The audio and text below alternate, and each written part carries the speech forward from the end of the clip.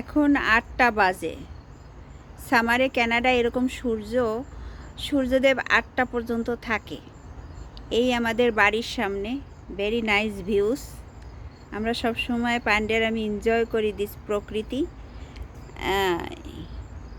সুন্দর একটা মাঠ আছে এখানে, আর নাইস ভিউস হিয়ার, ঝিরিঝিরি বাতাস। এখানে একটা সুন্দর আপেল গাছ।